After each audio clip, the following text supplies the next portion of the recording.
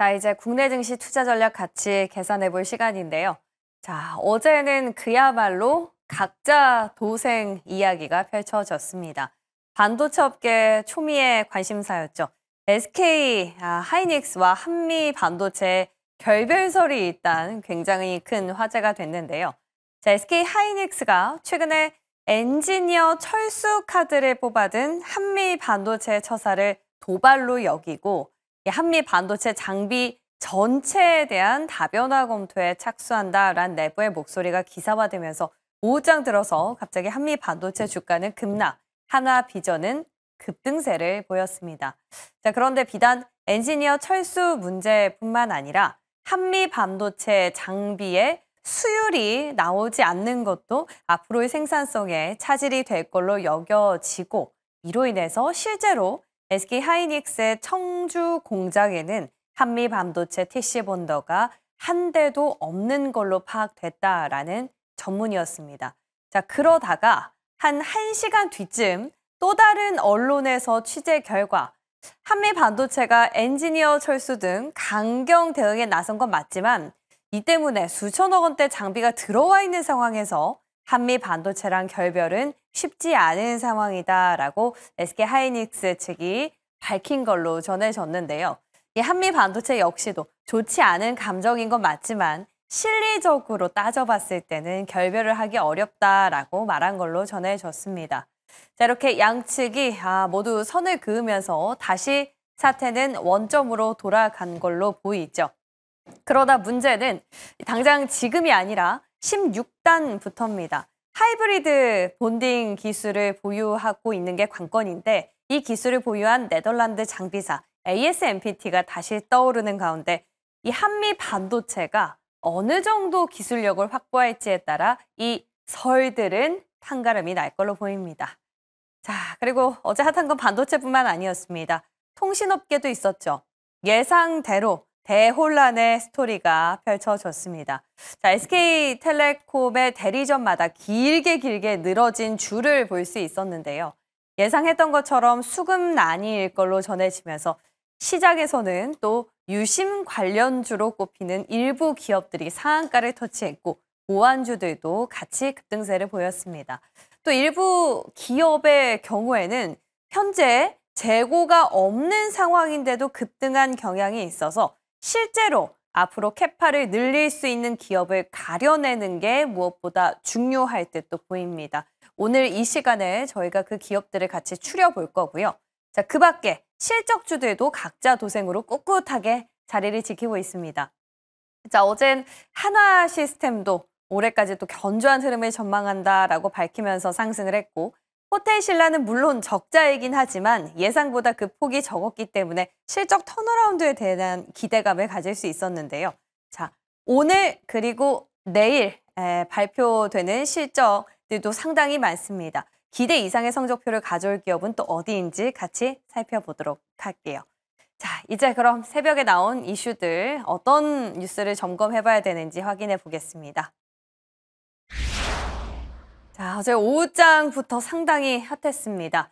자, 한국산업은행이 25년 동안 보유하고 있던 하나오션의 지분을 매각하는 데 나섰습니다.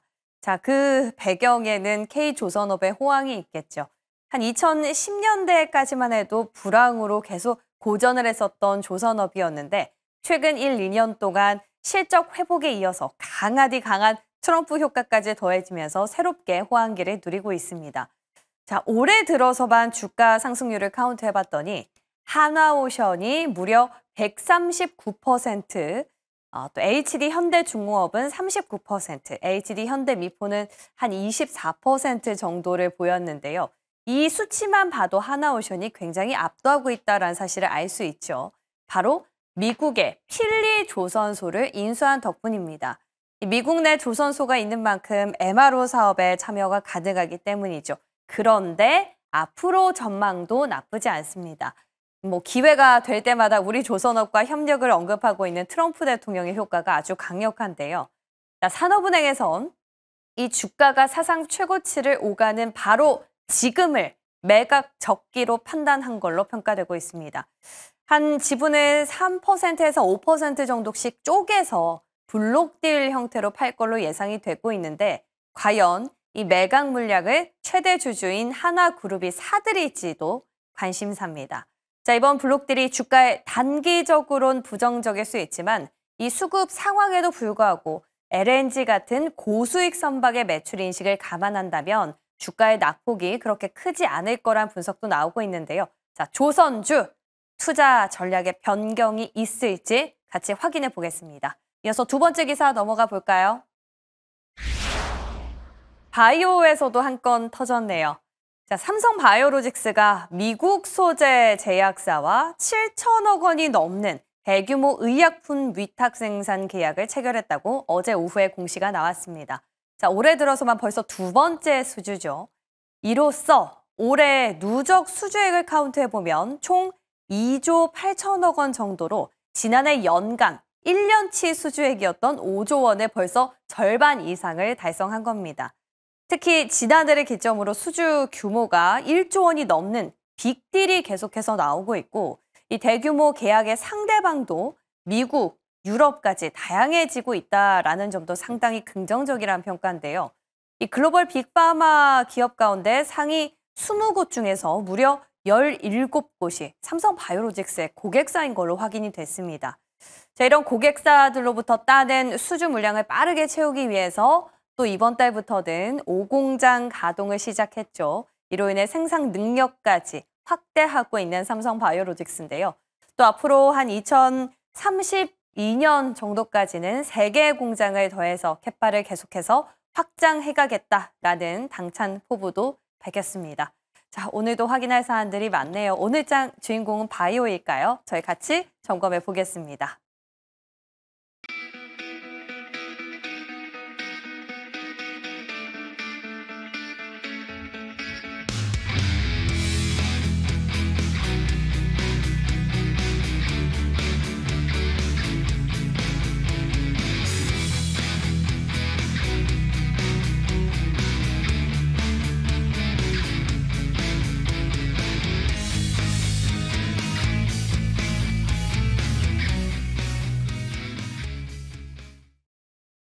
네, 화요일 아침이 밝았습니다. MBN골드 조선일 매니저 위즈웨이브 이권희 대표와 함께 할게요. 어서 오세요. 안녕하십니까? 안녕하세요. 네.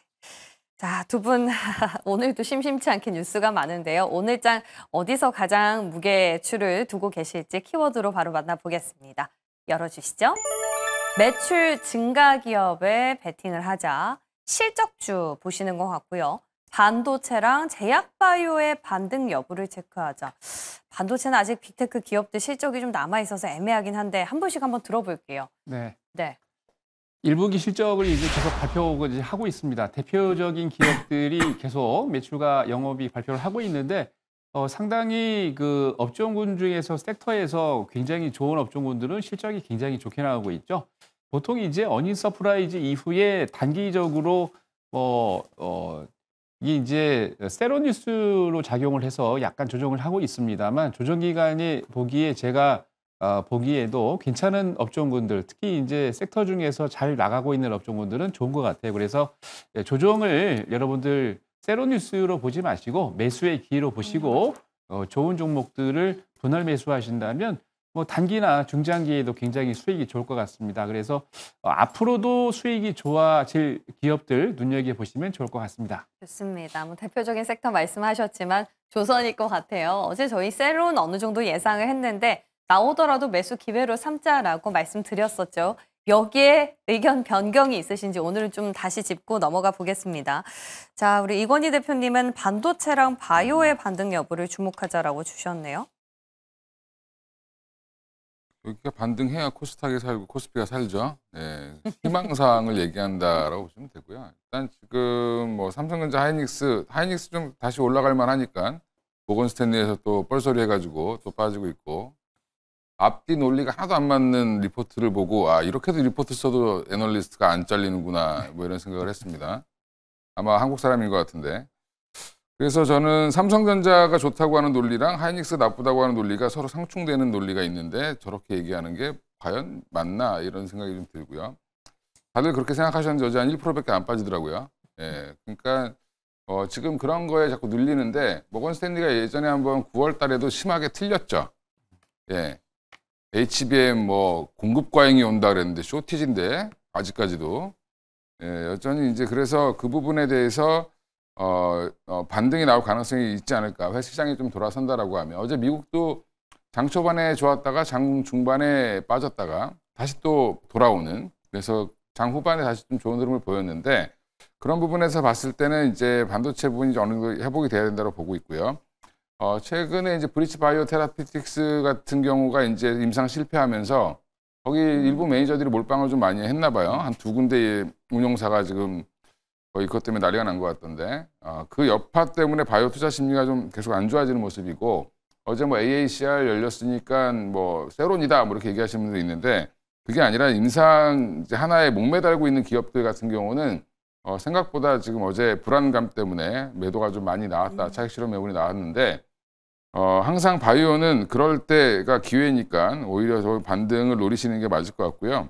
어제 쓸데없이 같이 빠진 종목들은 오늘 셀트리온이 뭐 오늘 삼성바이오로직스가 좋은 뭐 수주 내용도 나왔지만 삼성바이오로직스는 좀 바이오로 안 보고 제조업으로 보기 때문에 뭐 그쪽은 뭐 그렇게 딱 말씀 또 드릴 거고 지금 분위기는 그래서 뭐 정책주라든지 그다음에 실적 발표했을 때 잘 나온 섹터들에 대한 집중적인 공략 어제는 SK텔레콤이 전 시장을 빨아먹는 그런 형태로 갔기 때문에 수급이 좀 돈이 제한된 상황에서 쏠림 현상이 좀 굉장히 빠릅니다. 그래서 단기의 수익을 거두려고 하는 자금들이 많이 움직이고 있는 시장이다 보니까 지금 분위기가 하루는 일로 갔다 하루는 절로 갔다 이렇게 왔다 갔다 하는 시장인데 이럴 때 쫓아다니시다 보면 잘못하면 계속 계좌가 녹습니다. 그러니까 그런 부분들 길목 잡고 기다려야 되는 종목들은 좀 기다리시고 쫓아가는 매매는 뭐 잠깐 하시는 게 좋지 않을까 생각하고 있습니다. 그 길목이 반도체랑 제약 바이오다라고 힌트를 주신 것 같은데요. 한미 반도체 또 계속해서 밀고 계셨던 바라 어제 관련한 이슈 잠시 뒤에 같이 의견 여쭤보도록 하겠습니다. 자, 그럼 먼저 초미의 관심사가 될 것 같은데요. 오늘 조선주 안에서 산업은행 지분 매각 이슈 한번 다뤄볼까요? 자, 산업은행이 하나오션의 지분을 전부 다 하는 거를 추진하고 있다라는 소식이 전해졌습니다. 와, 어제 시장이 상당히 화두가 되더라고요. 장 마감하고 나온 이슈인데도 불구하고. 오늘 좀 어떻게 보십니까? 저는 이게 단기적인 악재가 될 수 있습니다만 중장기적으로는 호재가 될 것으로 생각을 합니다. 호재요? 네.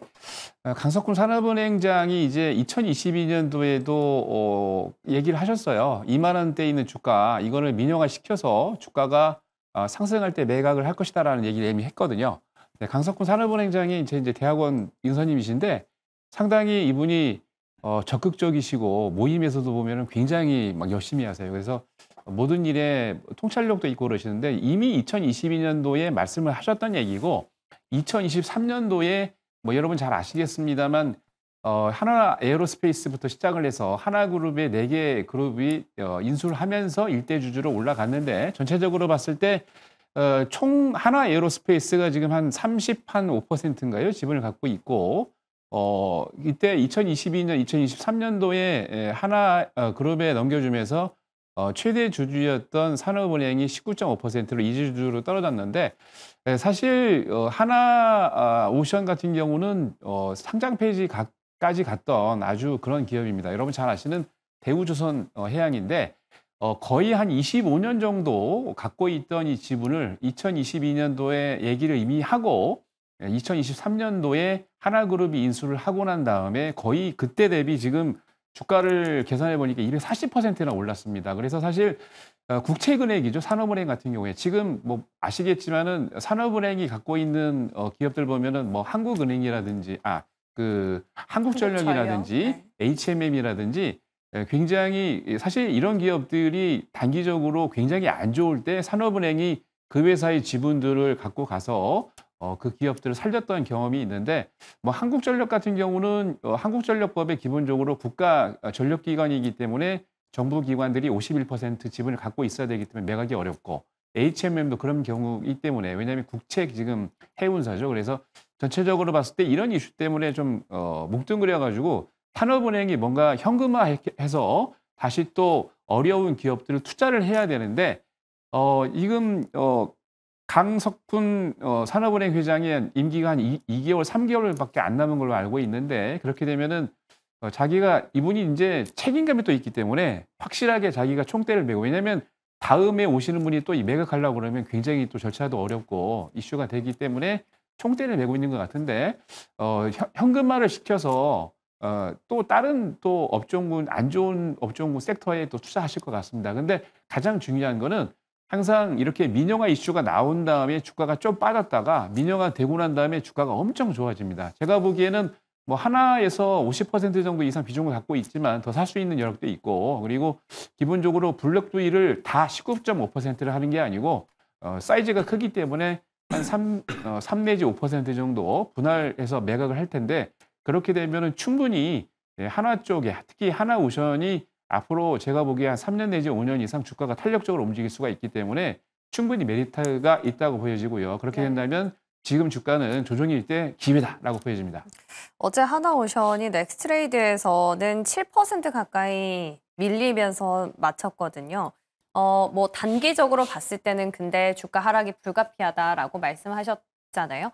그러면 우리가 지금 구간에서 진입을 한다는 가정하에 하나오션의 지분을 전량 매각하는 거기 때문에 다른 조선주는 또 괜찮지 않겠습니까? 물론 그럼요. 센트가 예. 전체적으로 영향을 받겠지만 네. 그렇다면 그 선택지에서도 여전히 하나오션을 보는 게 나을까요? 아니면 HD 현대중공업도 말씀해 저는 이제 주셨듯이 하나오션, HD, 현대중공업 두 개 낫다고 생각을 하는데 둘 다요? 예, 하나오션이 지분 매각한다고 그래도 제가 보기에는 그렇게 나쁘지 않습니다. 그래서 오히려 지금 사실 이제 그 단기적으로 이제 너무 주가가 많이 올랐기 때문에 공매도가 좀 들어와서 쇼커버닝이 나왔다가 약간 또 어제도 보니까 공매도이 좀 들어왔는데 제가 보기에는 오히려 지분 매각 이슈가 굉장히 부각되면서 기회다. 기회 이슈가 있기 때문에 예. 여러분들도 기다리고 있다가 분할 매수하시면 좋을 것 같고요. 어차피 지금 이슈 때문에 약간 조정이 들어오지만 4월 30일부터 아시겠습니다만 트럼프 주니어하고 미군 해군의 장관이 또 우리나라를 방문하기 때문에 그 이후부터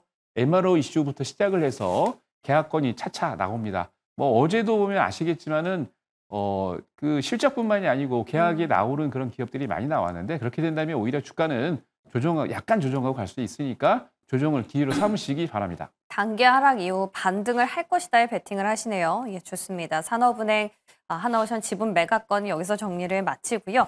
이번에 삼성바이오로직스 수주 소식도 좀 따져보겠습니다. 미국의 제약사랑 이번엔 1조 규모는 안 되지만 7,400억 원, 꽤 크거든요.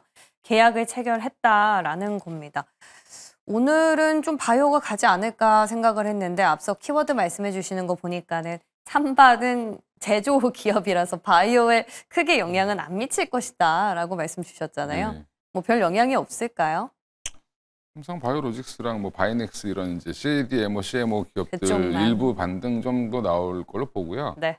수주 삼성이니까 또 기사도 열심히 써주죠. 저렇게 예쁘게 써주죠. 도표까지 그려서 작년에 절반 이상을 벌써 했다 이렇게 얘기했는데 네.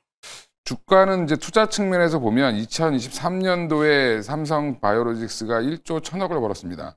그리고 올해는 1조 7천억을 벌 예정인데 그러면 지금 영업이익률로 보면 거의 한 50~60%가 증가하는 거잖아요.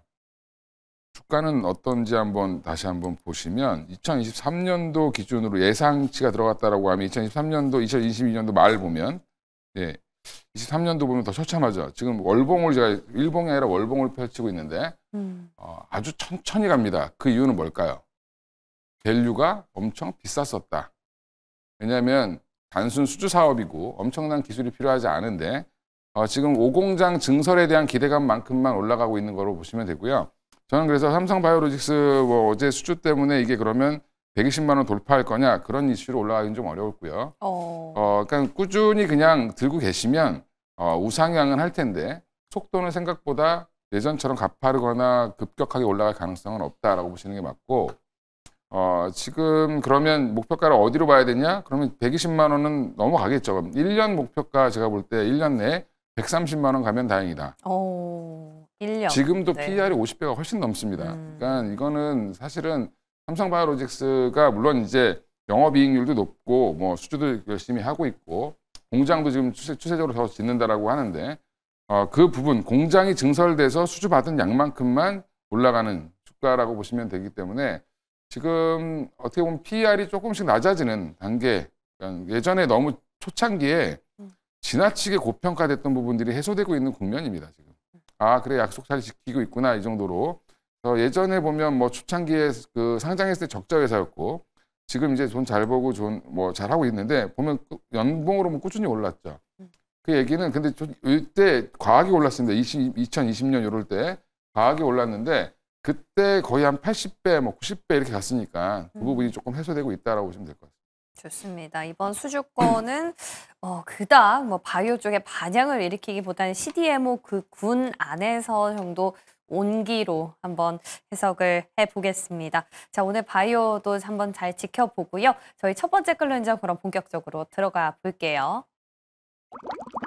반도체 설을 좀 풀어보고자 합니다.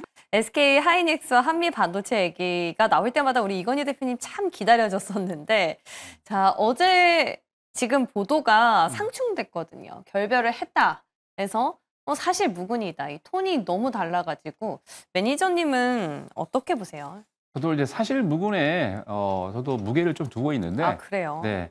사실 그 기업들 같은 경우는 자기 그 기업의 실적에 매출에 많이 도움이 되는 거에 배팅하지 않겠습니까? 그래서 지금 뭐 간단히 보면 TC 본더에 제작을 하고 있는 만들고 있는 TC 본더 제작사를 보면은 우리나라 같은 경우에 한미 반도체 경쟁사인 하나세미캠 그리고 이제 삼성전자의 자회사인 세메스가 있고요. 일본 같은 경우는 신카와와 도레이 그리고 싱가포르의 ASMPT가 있는데 기본적으로 이 5개, 6개 있는 이 기업들 중에서는 TC 본더 중에서는 우리 한미 반도체가 70% 이상 마켓쉐어를 하고 있기 때문에 1등입니다.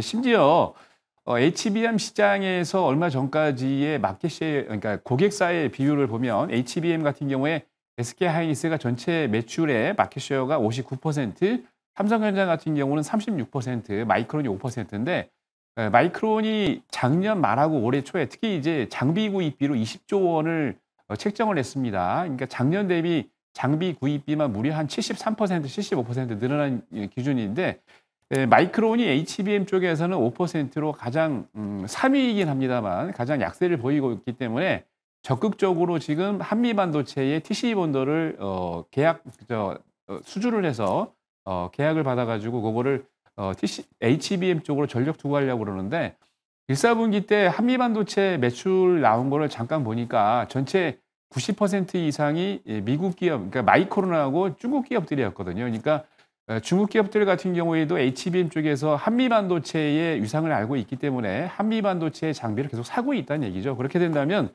전체적으로 봤을 때 뭐 SK 하이닉스하고 결별이다라고 그러는데 SK 하이닉스 측도 지금 몇천여 개 장비에 TC 본더가 들어왔는데 이 얼마 전에 하나세미캠하고 뭐 460억인가요? 계약 발표하면서 한미 반도체 쪽에서 열받아가지고 이제 SK 하이닉스에 그 기술 지원을 했던 파견을 했던 직원들을 다 빼버렸는데 몇천억이 넘는 장비를 유지 보수를 해야 되는데 SK 하이닉스가 결별했다는 것은 말도 안 된다는 얘기를 이미 어제 담당자가 했고요.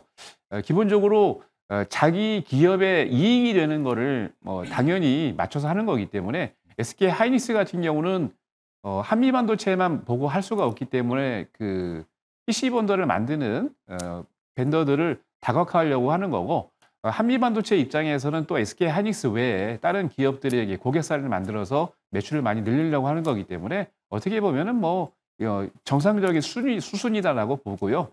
결별이라는 거는 조금 너무 부풀리지 않았나 그렇게 생각을 하고 있습니다. 지금 뭐 결별이라고 했다가 사실 무근이라고 했다가 이게 불과 시차가 한 1시간밖에 되지 않거든요. 그래서 우리 투자자분들이 굉장히 혼란스러울 것 같은데 한미 반도체. 혼란스러울 때는 상식적으로 생각하시면 되는데 상식. 아까 이제 뭐 매니저님 말씀 잘해 주셨는데 지금 그 SK 하이닉스에 들어가 있는 장비를 지금 계속 유지 보수해 줄 수 있는 회사는 지금 한미 반도체죠. 그죠. 이제 하나세미텍 들어가는 거고 기존 라인은 다 한미 반도체인데 한미 반도체 입장에서 큰 소리로 그 철수시키고 이제 돈 받겠다, AS 비용도 받겠다라고 지금 얘기를 했죠. 네. 그건 제가 볼 때 당연합니다. 왜냐하면 자기보다 기술 안 좋은 회사 거를 30%더 주고 사는데 비싸게. 그럼 우리도 그럼 돈 제대로 받아야 되겠다라고 얘기를 하는 거고 한미반도체랑 하이닉스를 서로 결별할 수가 없습니다. 지금 현재 없고 근데 한미반도체가 요즘에 이제 좀 강경하게 나가니까 이제 기자분들이 아주 재밌으신 것 같아요. 그래서 뭐 제가 오버를 자꾸 쓰는 것 같은데 그 오버 써놓고도 책임 안 지잖아요. 사과도 안 하고. 네, 그 뭐 단독이라고 하면서 결별설 이렇게 자극적으로 쓰셨던데 좀 취재를 좀 잘 하시고 쓰셨으면 좋겠다. 이게 주식시장에 그런 말 한마디가 굉장히 크다. 이제 말씀드리고 싶고 제발 좀 루머를 좀 확산시키지 말아달라. 네. 이제 말씀드리고 싶고요. 네. 한미반도체 주주분들 되게 화나시겠죠. 그러면. 그죠. 그리고 이제 한미반도체가 큰 소리 칠 수 있는 이유는 마이크론의 물량이 늘어나는 것도 있는데 더 큰 시장이 기다리고 있습니다. 중국이 드디어 HBM3를 만들려고 그래요. 직접.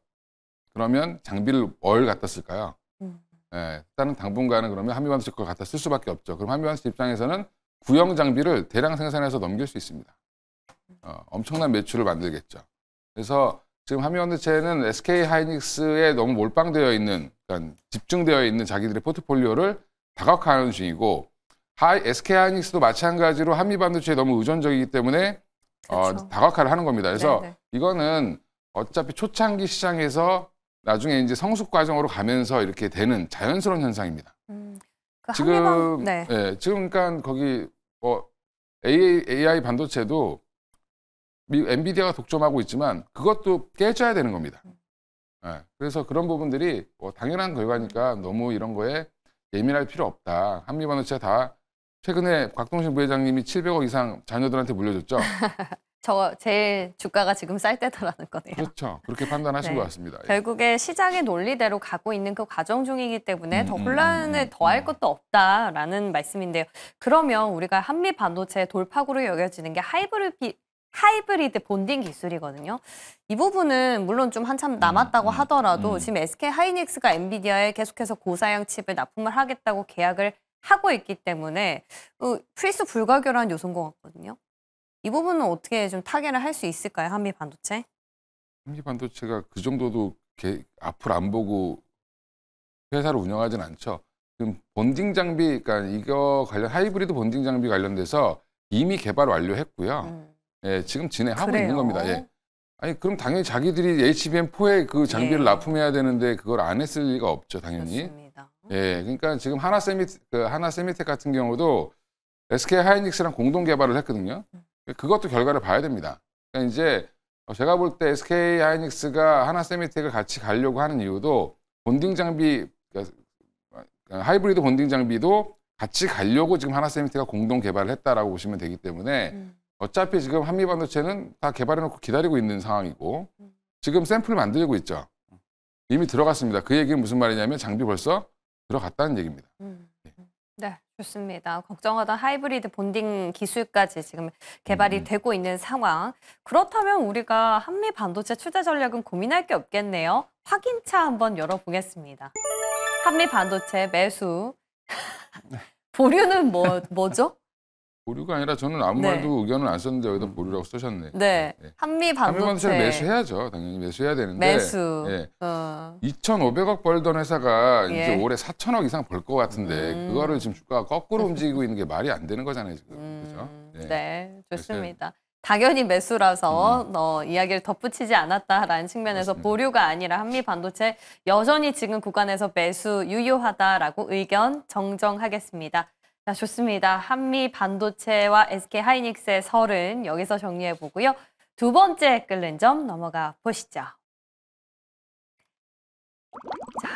SK텔레콤 유심 사태가 일파만파 번지고 있습니다. 이게 얼마나 심각한 걸까? 제가 재미난 그 이야기를 들은 게요. 이게 쉽게 비유하면 KT나 유플러스의 경우에는 개인정보 유출이 그냥 집 주소가 털렸다라는 정도라면 이번에 SK텔레콤 해킹 사태는 우리 집 도어락 비밀번호가 털린 격이다라는 비유가 있었어요. 이거는 뭐 심각한 거잖아요. 네, 그죠? 그렇죠. 심각한데 좀 장기화될까요? 좀 장기화될 것 같습니다. 왜냐하면 이제 4월 19일 날 대규모 2,300만 고객의 데이터가 지금 유출이 됐는데 저도 SK텔레콤을 쓰고 있기 때문에 어제 장 끝나고 난 다음에 직접 이제 집에 동부이촌동인데 네. 제일 큰 대리점에 갔어요. 그래서 기다리셨어요? 예, 줄을 많이 서 있더라고요. 네, 근데 하기 전에 이제 지인이 어떤 사이트를 알려주더라고요. 예. 가면은 줄이 굉장히 기니까 네. 이거 어느 지점에서 할 건지를 그거를 미리 예약을 하라고 하더라고요. 예, 예. 그래서 예약을 하고 갔는데 예약을 하고 갔음에도 불구하고 줄을 서야 됩니다. 얼마나 기다리셨어요? 한 30분 넘게 기다린 것 같은데 얼마 안 기다리셨네요. 근데 중요한 거는 유심이 없어요. 예. 기다렸는데도? 기다렸는데 유심이 없어요. 이게 왜 그런가 하고 그 담당자한테 물어보니까 전국에 얼마나 많은 SK텔레콤 대리점이 있습니까? 그 대리점에 한 대리점에 25개에서 30개의 유심칩이 갔다고 그래요. 예, 근데 아침에도 이제 보통 그 대리점들이 한 9시에서 10시 사이 문을 여는데 오픈을 하는데 그게 이제 뭐 한 1시간도 안 돼서 25개, 30개면 몇 개 안 되죠. 이게 네. 벌써 줄도 한 3줄, 4줄 하고 굉장히 길던데 네. 그게 뭐 몇십 분 만에 그냥 다 없어지는 거죠. 그래서 전체적으로 내용을 봤을 때 유심 정보에 관련된 이슈를 보니까 어떤 분석가들은 한 6개월 이상 걸릴 것이다라고 하고 있는데 제가 어저께 그 2개 종목을 말씀드리고 난 다음에 이제 추천주로 코나이까지 말씀을 드렸는데 SK텔레콤은 빨리 유심 칩을 확보를 하셔야 됩니다. 그렇게 가면 좀 문제가 돼요. 어제도 알뜰폰 하나가 뭐 털렸다는 이슈가 보도가 됐었는데 문제는 그거죠. 여기에 나와 있는 데이터가 정보 고객 데이터가 들어갔는데 중국 해커들이 갖고 있는 게 뭐가 있냐면 이전에 이제 정보를 또 탈취한 또 해킹 유출 정보가 있을 거 아닙니까? 그거하고 SK텔레콤에서 이번에 유출된 정보하고 결합을 하면은 금융 시스템을 탈취할 수가 있기 때문에 그게 문제가 되는 거거든요. 왜냐하면 이번에 탈취된 정보를 가지고 복사폰을 만들어서 대포폰을 만들어 가지고 쓸 수가 있는 거기 때문에 그렇게 된다면 그죠? 예, 이 가능성 때문에 문제가 되는 겁니다. 그래서 SK텔레콤 측은 좀 빨리 유심을 확보를 해서 그죠, 예. 빨리 이 피해를 줄일 수 있도록 해야 될 것 같고 저는 최소 유심을 교체하려면 한 달 이상 걸릴 것 같아요. 네. 좋습니다. 자, 이게 지금 보니까 15만 원까지 팔리고 있더라고요. 제가 기업들을 쭉 조사를 하면서 봤더니 코나이는 뭐 통신사 인증을 못 받아서 사실상 물량을 받을 수 없고 또 유비벨록스는 캐파가 제일 큰 곳인데 그나마 받은 게 70만 장.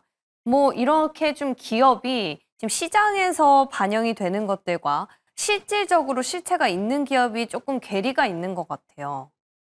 처음 어제 좀 시장 보고 웃겼는데 뭐 유비벨록스 코나이 같은 회사는 원래 통신사랑 관련이 없는 회사인데 네, 그렇다고 갑자기 하더라고요. 올라가고 예. 기존에 이제 잘하고 있던 뭐 유비벨록스는 올라갈 수 있죠 일시적으로. 근데 유심 다 해봐야 가입자 절반이 바꾼다고 해야 1,200만 장 더 찍는 건데 그거 하나에 7,000원 정도 하거든요 소비자 가격이. 네. 단가는 얼마일까요? 그럼 지금 왜 못 찍고 있는 거죠? 캐파가 안 되는 건가요? 캐파가 아니라 그렇게 갑자기 많은 물량을 필요로 한 적이 없으니까 예비 물량을 계속 그냥 보유하고 있는 건데 네. 그렇잖아요. 어느 날 갑자기 그 휴대폰 신규 가입자가 2천만이 오진 않잖아요. 그죠. 예, 그러니까 그냥 교체 수요 정도만 갖고 있었다가 지금 한마디로 오픈런 온 거죠. 은행에 예금 하신 분들이 한꺼번에 왔다. 이거는 똑같은 겁니다, 지금. 그래, 아까 예. 옛날 SBB 사태 같은. 그렇죠. 그러니까 이제 뭐 돈은 정해져 있는데 제한돼 있는데 물량은 제한돼 있으니까 그런 건데 뭐 이제 그 부분은 다들 아시는 거고 저는 그냥 그래서 어제 한 20년 쓰던 SKT에서 KT로 바꿔버렸습니다. 아, 번호 이동을 하셨어요? 네, 통신사를 그냥 바꿔버렸죠. 예. 네. 거의 줄 서기 싫어서 네, 어. 그렇습니다. 그리고 그런 수요도 좀 있을 걸로 보이고요. 그러네요. 네. 네, 저는 그러니까 이제 그런 겁니다. 그냥 투자 측면에서 보면 보안주를 하셔야 되는데 보안주도 재밌는 게 네.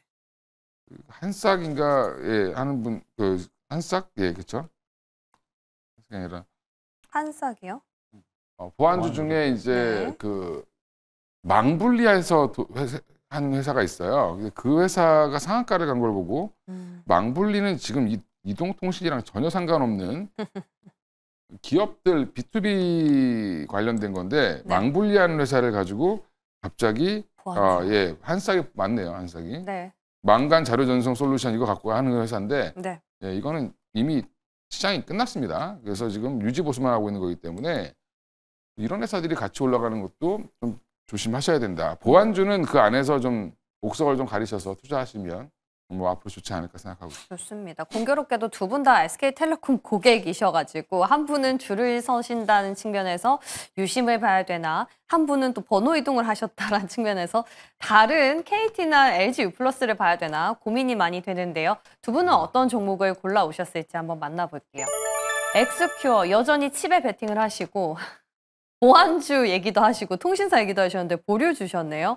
자, 일단 살게 나온 없다. 김에 네. 엑스큐어가 어제 또 상한가 터치를 했죠. 그렇죠. 어제 네. 이제 딱 두 종목 엑스큐어하고 이제 두 종목을 말씀을 드렸는데 두 종목 다 뭐 살 수 있는 기회도 없었죠. 뭐 점상가로 들어갔는데 엑스큐어 같은 경우는 이제 현재도 SK텔레콤하고 KT에 납품을 하고 있는데 유심칩에서는 우리나라의 1등 기업입니다. 마켓쉐어가. 그리고 특히나 좀 특이한 게 엑스큐어 같은 경우는 작년 또 7월 달에 대주주까지 변경이 됐어요. 그래서 야, 이거 뭔가 엑스큐어가 알고 대주주가 들어왔나 싶을 정도로 그래서 이슈가 있는데 하여튼 당분간은 엑스큐어가 유심 관련해가지고 대장이 된다라는 얘기고 이게 뭐 엑스큐어가 꺾이면 유심 관련 칩도 이슈가 또 꺾입니다. 그래서 엑스큐어만 잘 보시면 될 것 같습니다. 네, 좋습니다. 엑스큐어가 실질적인 SK텔레콤의 해킹 사태 수혜주라고 해주셨거든요. 혹시 보류는 왜 보안주랑 KT나 뭐 LG U+ 안 주시고 아예 다 보류로 주셨어요? 저 같으면 이쪽에서 살 종목이 없으니까 아예 그렇습니다. 그냥. 예. 네. 복잡하잖아요. 시끄럽죠 여기. 어제 이미 제가 볼 때는 네. 뭐 유심 나왔다. 관련된 건 다 올랐고 그다음에 보안 관련주들도 뭐 거의 다 올랐기 때문에 네. 이것 때문에 회사들이 보통 한 30% 올랐다라고 하면 매출이 30~40%씩 올라갈 가능성이 있을까요?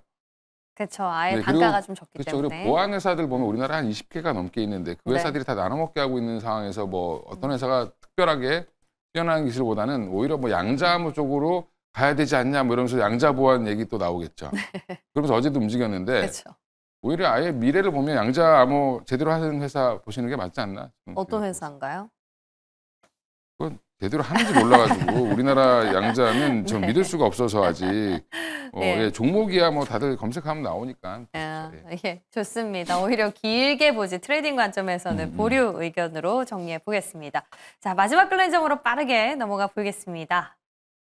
이번에는 실적에 대한 기대감이 있는 기업들 옥석을 좀 가려보고 싶은데요.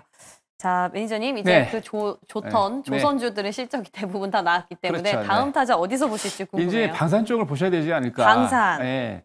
예, 이제 원픽은 또 제가 공개 방송에서 맨날 말씀드렸던 하나 에어로스페이스 이렇게 보고 있는데 사실 저희가 유상증자 나올 때 저희가 이제 이전에 추천드리고 난 다음에 저도 갖고 있었기 때문에 저와 같이 하고 있는 회원님들에서 사실은 72만 원, 75만 원 정도에 이제 많이 비중을 줄였거든요. 근데 유상증자가 천이 버리더라고요. 그래서 그러니까 악재는 끝났다. 유상증자 악재는 끝났고 1분기 전망치를 보니까 와 영업이익이 대단합니다. 작년 1, 4분기 때 374억을 벌었는데 이번 전망치가 5천억이 넘어갑니다. 그러면은 작년 대비 무려 10배가 넘어가는 영업이익이 나고 있는데 매출도 2조 원대가 훌쩍 넘어가면서 작년보다 한 10% 이상 성장한 매출을 보이고 있습니다. 거기다가 자세한 내용을 보니까 스테디셀러인 K9이 유럽 쪽에 지금 많이 유럽이나 호주, 이집트 쪽에서도 매출이 계속 늘어나고 있고요. 중동 국가들은 다른 장포를 굉장히 특히 천무죠. 굉장히 좋아하고 있습니다. 매출이 계속 꾸준히 수요가 꾸준히 늘어나고 있는데 하나 에어로스페이스가 유상증자를 했던 게 2035년까지 매출을 70조 원까지 늘리겠다라고 하면서 유상증자가 들어갔었거든요. 근데 유상증자가 철회되면서 악재가 소멸됐고 매출은 당연히 늘어날 수밖에 없기 때문에 자체적으로 이제 유상증자 이슈는 해결을 하겠죠. 그러면은 제가 보기에 그러니까 위로 올라갈 수 있는 여력이 충분히 있다라고 보고 있기 때문에 제가 보기에 조만간 하나 에어로스페이스가 100만 원이 넘어가는 황제주로 등극하지 않을까라고 생각이 듭니다. 그래서 원픽은 하나 에어로스페이스입니다. 네, 이번 주에 하나도 나오고 한국항공우주도 발표를 하고 또 그 방산 4사 가운데서 주요 기업들이 나오는데 그 안에서 하나 에어로스페이스를 골라주셨습니다. 자, 우리 이건희 대표님은 이번 주 실적주 어떤 기업 눈여겨보고 계세요? 뭐 2차 전지도 나오고요. 지나간 실적 뭐 지금 뭐 중요하지는 않을 것 같고 기대치만큼의 그러니까요. 부합을 하느냐가 중요하겠죠. 네. 일단 지금 뭐 방산이나 조선이나 이쪽은 눈높이가 많이 높아져 있는 상황에서 그 눈높이를 맞춰주느냐 여부가 중요할 거고 지금 눈높이가 저기 바닥에 있는 조금만 좋아져도 막 난리 날 수 있는 쪽이 또 2차 전지가 또 발표를 하죠. 그죠. 2차 전지죠. 예, 그러니까 2차 전지들은 또 얼만큼 마이너스 폭을 줄였느냐가 또 관전 포인트. 이렇게 포인트를 잡으시면 될 것 같고요. 사는 거는 발표하고 나서 사셔도 됩니다, 다들. 그래서 정말요? 예, 너무 일찍 들어가서 뭐 예상하지 마시고 전문가들이 예상하는 거 지금 많이 나오잖아요. 애널리스트 예측들. 대부분 틀릴 가능성 높으니까 너무 거기에 매몰되지 마시고 그래서 시장 기대치 대비해서 얼만큼 실적이 잘 나올 수 있느냐가 관건입니다. 그래서 그런 쪽으로 체크하시면 될 것 같고요. 2차 전지도 더 좋아진다는 바닥이다라고 하시는 분들이 있고 또 거꾸로 아직도 비싸다라고 얘기하시는 분도 있습니다. 예, 그러니까 뭐 그런 부분들은 숫자로 확인을 해봐야 되니까 오히려 이제 안 좋은 쪽은 숫자가 나오고 들어가시는 게 맞고요. 맞아요. 좋은 쪽은 너무 기대가 커서 오히려 실망해서 또 빠지는 경우도 있습니다. 그죠. 네, 그래서 그런 부분들 방산 실적 좋을 거 다 알고 있었는데 가이던스를 충족시켜주느냐 못해주느냐가 뭐 포인트겠죠. 좋습니다. 좀 미리 실적들을 선점해보고 싶다 하시는 분들은 하나 에어로스페이스 한번 지켜보시고요. 보고 나서 안전하게 좀 들어가겠다라는 하시는 분들은 2차 전지 그 컨센서스에 얼만큼 눈높이를 맞춰줄 수 있을지가 관전 포인트가 될 것 같습니다. 두 분 말씀 바탕으로 오늘 장 투자 잘 해보도록 할게요. 고맙습니다.